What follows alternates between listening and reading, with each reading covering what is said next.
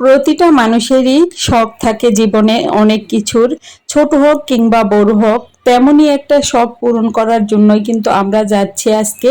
ছোট্ট একটা শখ যে আজকে নতুন বাসার জন্য নতুন ডাইনিং টেবিল কিনবো, তো সেখানে আমরা কিন্তু পৌঁছে গিয়েছি আর টেবিলগুলো দেখছিলাম। তো এখানে একটা টেবিল আমাদের চুজ হয়ে গিয়েছে, তো সে ব্যাপারে আমরা এখানে কথা বলছিলাম। তো ফাইনালি আমাদের কিন্তু এই টেবিলটাই পছন্দ হয়েছে। আপনারা কিন্তু কমেন্টে অবশ্যই জানিয়ে দিবেন যে এই টেবিলটা দেখতে কেমন হয়েছে। এখানে আরও একটা টেবিল ছিল, এটাও মোটামুটি ভালো লেগেছিল। তো সেটাই আমরা দেখছিলাম যে কোনটা নিব। আসলে কোনো জিনিস নিলে একটু ভেবে চিন্তে নেওয়াই ভালো।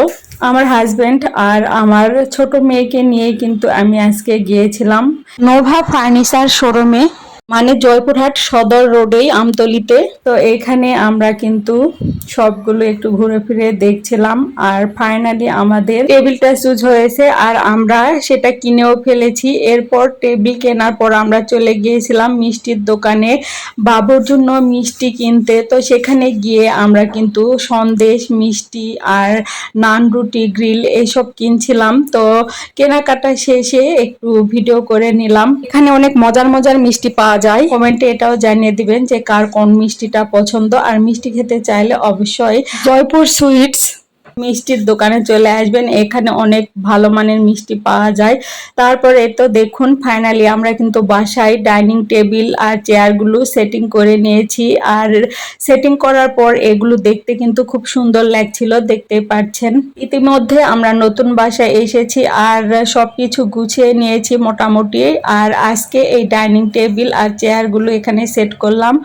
তারপরে তো দেখতে পাচ্ছেন আমার ছোট মেয়ে কিন্তু উপরে উঠে বসে পড়েছে আর দেখছিল নতুন বাসায় নতুন ডাইনিং টেবিল আর চেয়ারগুলো কেমন হয়েছে সেটা অবশ্যই কমেন্টে জানিয়ে দিবেন। আমার কাছে তো এই টেবিল চেয়ারটা ভালোই লেগেছে, আপনারা আপনাদের মতামতটা জানিয়ে দিবেন কেমন হয়েছে।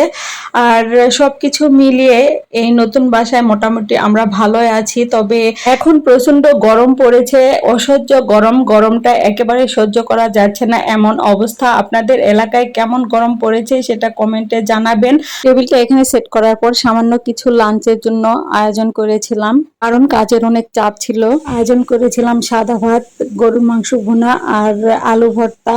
কারণ নতুন বাসা আসার পর অনেক কাজ ছিল, সবগুলো গুছিয়ে রাখতে অনেক সময় লেগেছে, তাই অল্প আয়োজন করে লাঞ্চটা সেরে নিলাম। আর টেবিলে যে রানার গুলো দেখতে পাচ্ছেন এগুলো কুশি কাটার টেবিল রানার, এগুলো আমি নিজে হাতে বানিয়েছি। 2-3 দিন পরই কিন্তু আমি এই টেবিল রানার গুলো বানিয়েছি। বাজারে অনেক টেবিল রানার পাওয়া যায়, তবে নিজে হাতে বানানো টেবিল রানার নিজের কাছে দেখতে ভালো লাগে। আর সেই জন্য কিন্তু কয়েকদিন ধরে আমি এই টেবিল রানার গুলো বানিয়েছি।